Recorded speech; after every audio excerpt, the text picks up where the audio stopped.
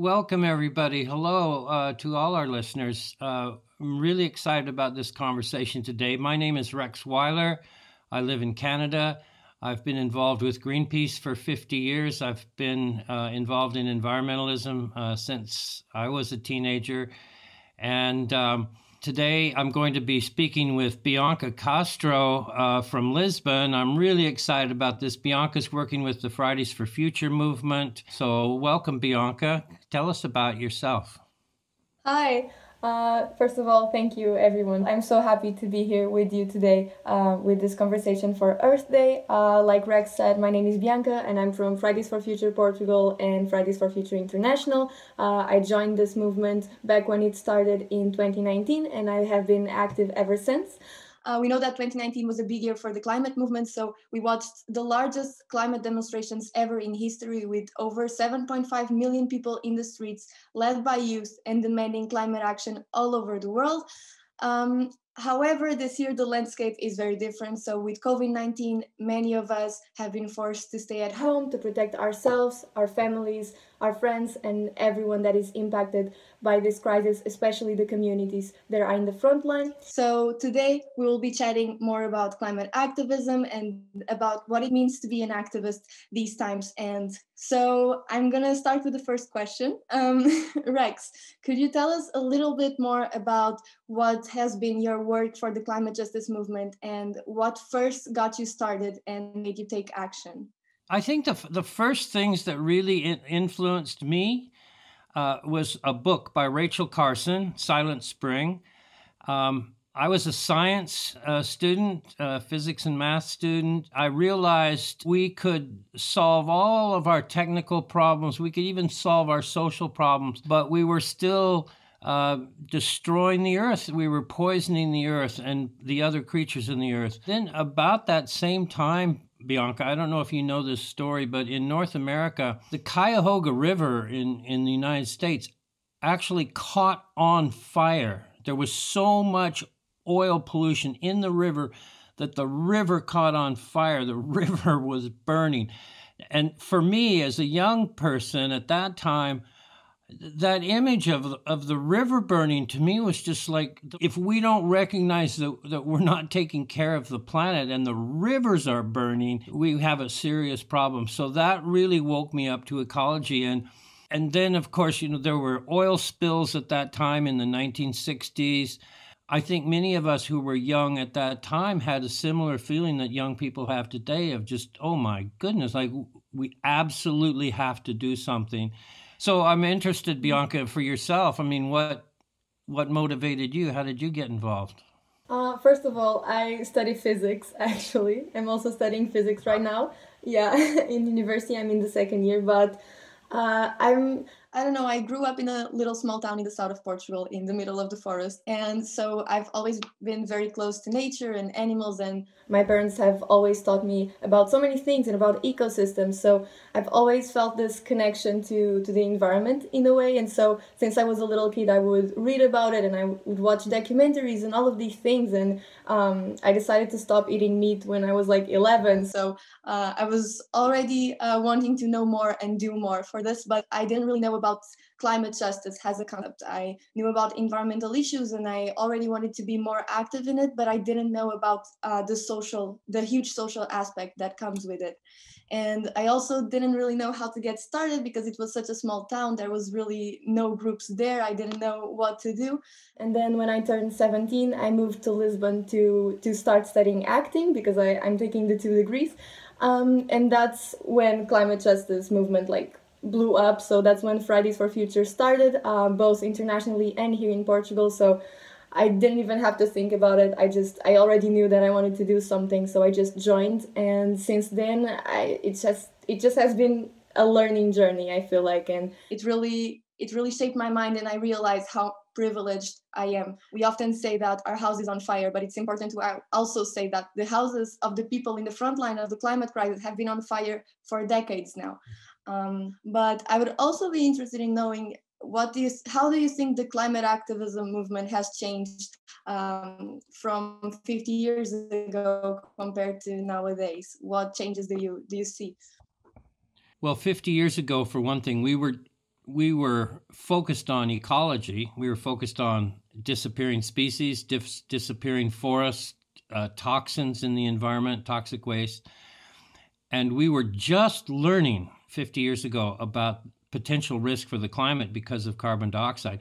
Some scientists already knew about the buildup of carbon dioxide. I remember, it's kind of strange, Bianca, but I remember when we first heard about carbon dioxide and global warming, we started talking about it. People just said we were crazy. And there's, oh, here come the environmentalists, one more problem, And so here we are now, 50 years later. And of course, we know the problem is not only real, but it's urgent and it's extreme. But the other thing that's happened is that now there's this huge climate change denial movement that has tried to cast doubt on the science. Nobody disputed the science. The science is not disputable. But people have learned that they can tell bold-faced lies and get away with it.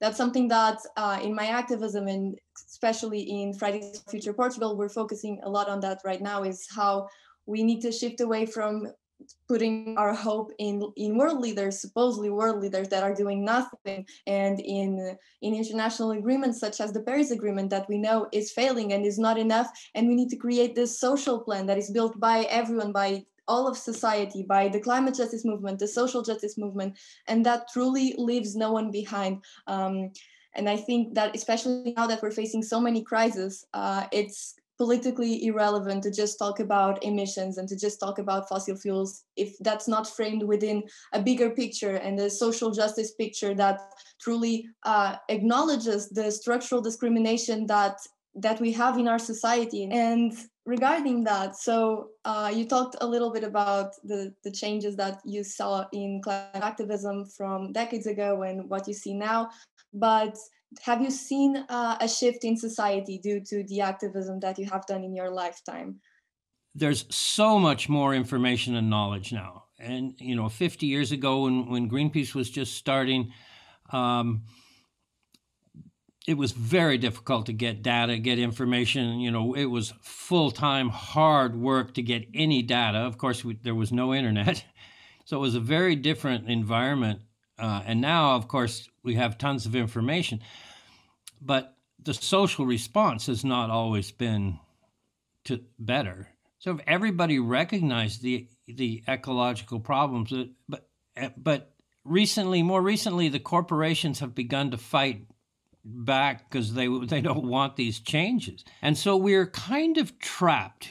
Society feels trapped in an economic system that has to continue to grow. So this need of society to make more money, to grow, to consume more stuff, we have to recognize that the growth economy model is impossible. It's not just that it's bad or wrong or unjust, which it also is unjust, but it's also impossible on a finite planet, that we actually have to learn to live and stabilize our economy.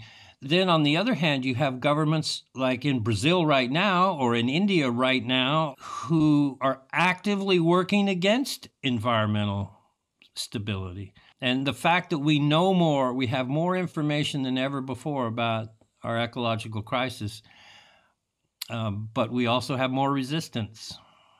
I think that's also why it's so important to talk about a just transition. So regarding all of these companies and corporations that are responsible for funding this climate crisis, we also see so many greenwashing advertisements that really try to put the blame in the consumer and try to kind of just limit the people to just consumers that don't have any economic power and have power as citizens. But we know that, we can just do the math and realize that individual actions will not fix the climate crisis. We need collective actions and we need systematic change. We need to shift away from this horrible system that put us in this crisis in the first place.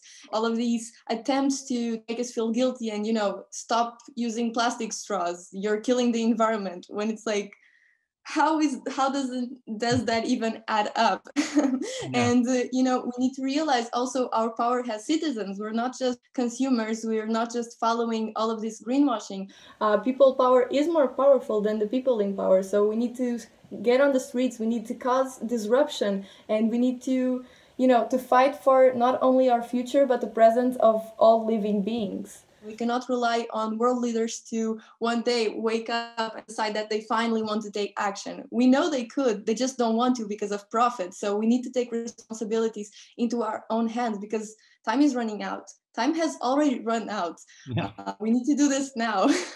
You were doing activism before the pandemic, and now we've had a year plus a year and a half of the pandemic era. And so how has that changed what you've been able to do and what you and your colleagues are doing? Luckily, because of this digital era and everyone being online, we were capable of quickly doing other things. So we did projects like the Artivist Pandemic. So we basically kind of joined together with Fight for Culture. And so we did like live concerts online where we talked to artists about the climate crisis and about how the COVID crisis was affecting culture and how culture was already in a crisis before. We did other initiatives talking to activists from other groups and other fights and talking about social justice as a whole, basically talking about people from different sectors and coming all together and really showing how the climate crisis is intersectional. But it also kind of makes us stay in our own activist bubble, talking to the people that are already interested in hearing what we have to say. So that's why I think that even though we're in a pandemic and obviously always being safe and taking all of the necessary measures to assure the safety for every participant, but we need to keep going on the streets and we need to keep doing physical actions and putting pressure on everyone. And regarding this, what do you do to help take care both of yourself and the people around you when it gets harder? Well, first of all is to recognize that you have to take care of yourself. And sometimes you have to say no. Like sometimes you get to the point where you have your own limits and you can't say, yeah, well, I'll do everything and I will go to every meeting and I will go to every demonstration. No, you can't. You cannot do that.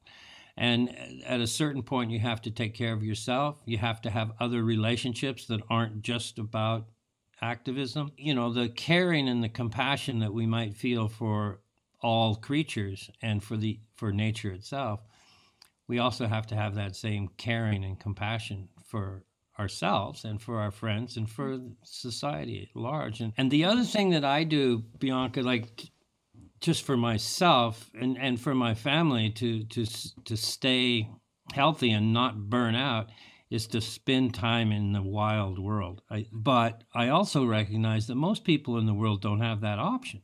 And most people in the world live in cities, live in urban environments, and may never see what we call a wild natural ecosystem that's not dominated by humans.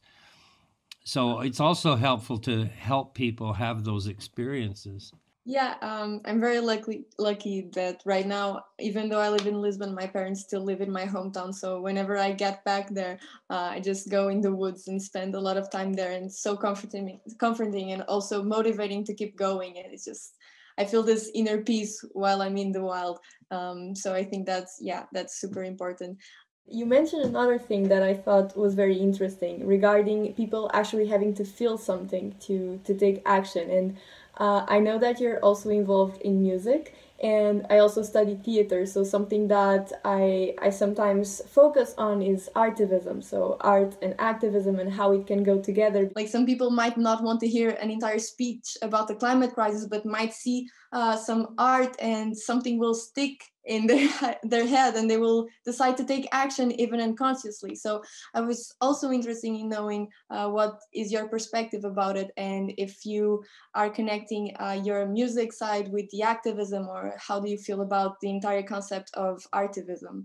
Sometimes, when you reach down to the most personal experience yourself, you find the most universal truths, and that our art leads us to deeper appreciation of the natural world, a deeper appreciation of the diversity of the human world, and so forth. So The other part of this too, to me, is building community cohesion, and that together create your own art. And to me, that's part of building the community cohesion that's going to help us get through. I really believe that most of the important changes are not going to be global, they're going to be local. It's going to be communities learning how to take care of themselves, entertain themselves, local healthcare, local food, energy security, food security. To me, that's all part of the activism, is being creative. And I think it's also a way to help ourselves stay calm and focused, is to do the things we love. If you give up the things you love for your activism, you're going to burn out, I think, almost certainly. Also shows how in activism we need to learn how to communicate to different people. So our message isn't going to get across the same way for different people. We kind of need to study each individual and think about, okay, what is this person going to care about the most in order to want to take action, to join this movement. And I think that art is a way of exploring that as well. And I would also like to ask you, what advice would you give to someone that is just joining the climate justice movement? So if somebody is already motivated to change and to help the change, be prepared for the long haul. And that's another reason to not burn out. That's another reason to not do too much, like to do what you can do what you can sustain. And you have to live, and you have to take care of yourself, and you have to take care of your friends and family and those around you. And that's equally important, because if you don't do that, you'll burn out. So one piece of advice I would give is be prepared, and prepare yourself for a lifetime of work. Because if we're going to solve these problems, it's going to be over many generations. I really believe that. The things that we're dealing with are really frustrating. And it's easy to sort of lose our temper and to get angry. And it's understandable, but I don't think it's helpful. Mm-hmm. A certain amount of anger is justified. We call it righteous anger. But I think we have to be careful about it. I think we have, it's also helpful to learn to stay calm and keep others calm, so that we can think things through and make smart decisions and not just react. I'm curious how you feel about that, and also like just how you feel about, here we are, 2021. Where do you think young activists today can go with both social justice and ecology? And also, where do you think we can be effective? With this pandemic, on the one hand, there was kind of an open door to change how society is built and to change how our economy works. But world leaders decided to shut that door closed and just not care about it and continue caring about profit above all. And we got this kind of idea they tried to push on us that in 2020, because of the pandemic, it was almost like the earth regenerated itself. And we know that that's a lie. We know that the emissions continue rising. And we know that especially it is not with a pandemic that we're going to fix anything. And it's not with a pandemic that we want to fix anything. It's not the point. So in building this new normality, we need to do it in a way that will tackle others as well. And we need to put our focus in the people and on the planet. The reality has changed. Our political reality has changed. And what we were demanding now is politically irrelevant, because the time just has changed and the priority needs to be changed. And I think that all of these movements need to be aligned with what people really need right now. And people right now are fighting for their survival, not only on a health matter, but also with the economic crisis that is only going to get worse with the aftermath of this disease.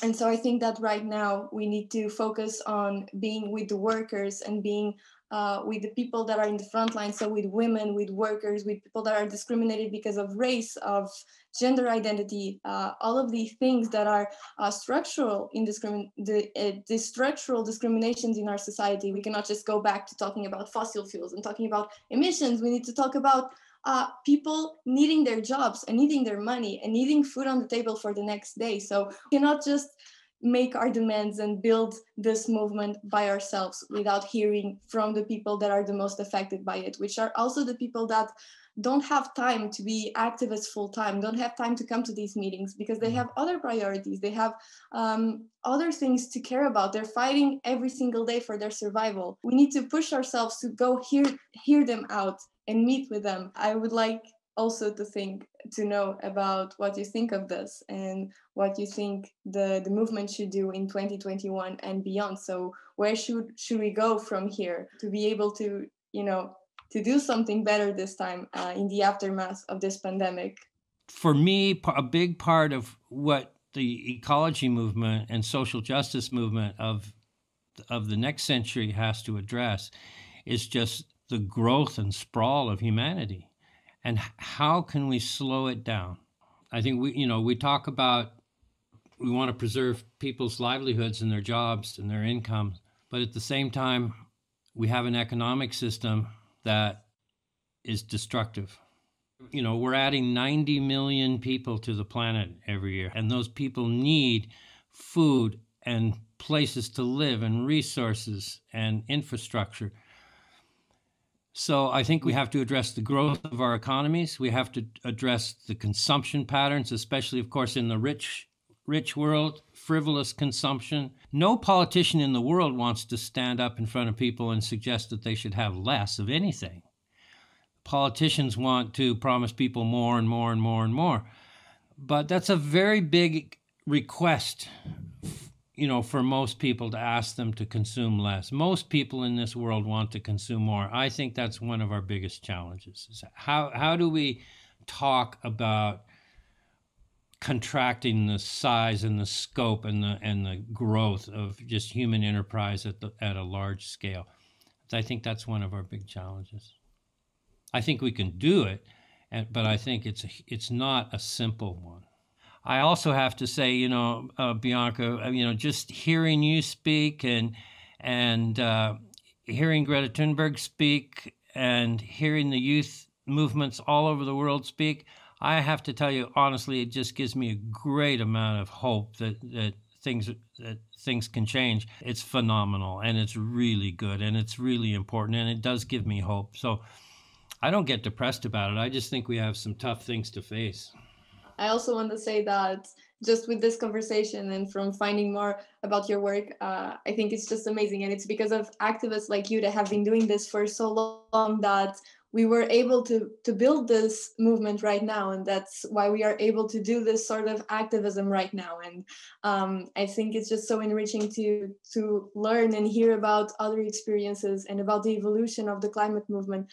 Hearing about all of these experiences and hearing about how you stay motivated and about the importance of still having other parts of your life and not giving up on them. And I think that's so important for people that are starting right now. And it's so easy to kind of lose ourselves into it. Yeah. And I think it's important to hear experiences like yours. And so thank you also.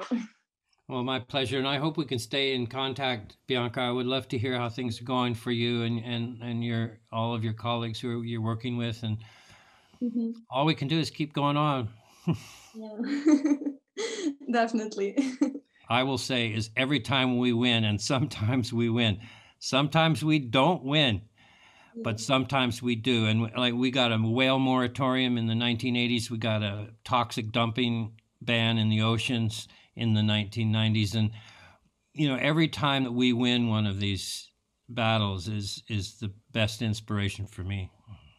Definitely. I think I also just want to say that one of the things that I find the most beautiful in activism is how each individual can bring something different. Everything that makes us ourselves as individual human beings will give something different to the movement and will enrich the movement even more. It's not only having meetings with other activists and organizing demonstrations and strikes. It's also about doing art on the streets. It's also about playing music, about doing theater, about studying science, investigating, about reaching out to people, communicating science, communicating about all of these issues, debating, all of these things that we can bring to the movement. And so it's really about taking something from from ourselves as individuals and giving it out to the world and making the world a better place with something that we feel like we have to give. And I think that's just beautiful. And I think that it's like you said before, we just need to care, and we need to care about this, and we need to feel love for this and for what we're doing. And if we're doing it with our heart, then we're doing it right.